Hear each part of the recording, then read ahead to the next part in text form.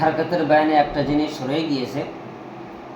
যখন আমরা বাচ্চাদের পরিপূর্ণ হারকাতের বায়ান একদম শেষ পর্যন্ত পড়িয়ে দেবো, জাবর জের পেশ প্রত্যেকটি বিষয় যখন আমরা বাচ্চাদের ভালো করে বুঝিয়ে দেবো, তখন তাদেরকে মাঝে মাঝে আমরা পরীক্ষা করার জন্য একটা শব্দ লিখে তার উপরে আমরা বিভিন্ন ধরনের জিনিস দিয়ে তাকে পড়তে বলবো। তাকে কখনো বলা হবে চলো মানা জাবরের হারকাত কেটে তুমি, আমি জাবর দেবো না কিন্তু অক্ষরটাকে আমি মুতাহাররিক করতে চাই, কি করতে হবে? যদি বাচ্চা জেনে থাকে তাহলে সে বলবে হুজুর জাবর বাদ দিয়ে জের আছে। আমি তখন বলবো চলো জাবর জের বাদ দিয়েও আমি মুতাহাররিক করতে চাই, তো কি করব? যদি বাচ্চা কায়দা বুঝে থাকে অবশ্যই বলে দেবো হুজুর পেশ আছে, আমরা পেশের হারকাত দিয়ে অক্ষরটাকে আমরা মুতাহাররিক বানাতে পারি। এইভাবে আমরা দেখা যাচ্ছে বিভিন্ন সময় বিভিন্ন অক্ষর দিয়ে আমরা তাকে পরীক্ষা নিরীক্ষা বাচ্চাদেরকে নেব, একটু জাজপুজ করব। যখন সম্পূর্ণ হয়ে যাবে জাবরজের পেশের অধ্যায় সম্পূর্ণ হয়ে যাওয়ার পরে আমরা একটা শব্দ লিখলাম, উদাহরণস্বরূপ আবাদা, আইন বা দাল।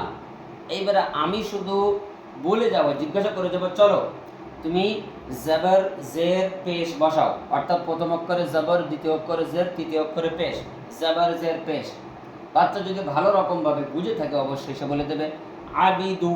আমি তখন আমি আবার প্রশ্ন করলাম চলো মানা জাবর জাবর পেশ আবাদু, জের জের জবর ইবিদা, পেশ জের জবর উবিদা, জবর জবর পেশ আবাদু, পেশ পেশ জের উবুদি।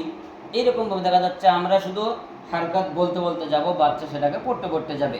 তখন আমরা বুঝতে পারবো না বাচ্চার মোটামুটি হারকাতে বায়ান তার সাকসেসফুল হয়েছে, পরিপূর্ণ কমপ্লিট হয়েছে। তবে হারকাতের বায়ানটা এমন একটা বর্ণনা যে এমন একটা বায়ান যে এই বায়ানটা যদি কোনো বাচ্চার পাকাপোক্ত হয়ে যায় আল্লাহ পাকের রহমে কোরআন পড়তে গিয়ে তার খুব একটা বেশি সমস্যায় পড়তে হবে না। কেননা আমরা দেখেছি অধিকাংশ বাচ্চা হারাকাতেই গন্ডগোল করে। জাবর আছে অথচ টান দিয়ে পড়ছে, জের আছে টান দিয়ে পড়ছে, পেশ আছে যেখানে টান হবে না অথচ টান দিয়ে পড়ছে। ওই জন্য হারকাতের বায়ানটা খুব জামি মানে বায়ান। এই বায়ানটা বাচ্চাদেরকে পরিপূর্ণভাবে একদম পাকাপোক্তভাবে শিখিয়ে দিতে হবে।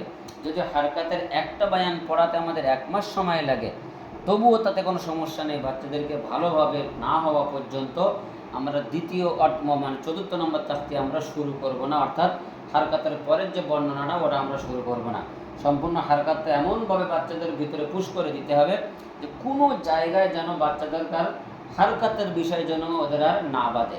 ওই জন্য প্রত্যেকটা সময় আমরা তাদেরকে এমনভাবে শিখিয়ে দেবো, এমনভাবে কায়দা কানুন তাদেরকে বলে দেবো যে কোনো জায়গায় গিয়ে কোনো রকমভাবে তাদের আর কোনো সমস্যায় না পড়তে হয়। এগুলো আমরা একটু গুরুত্ব সহকারে দেখবো ইনশাল্লাহ। আসসালামু আলাইকুম ওয়া রাহমাতুল্লাহ।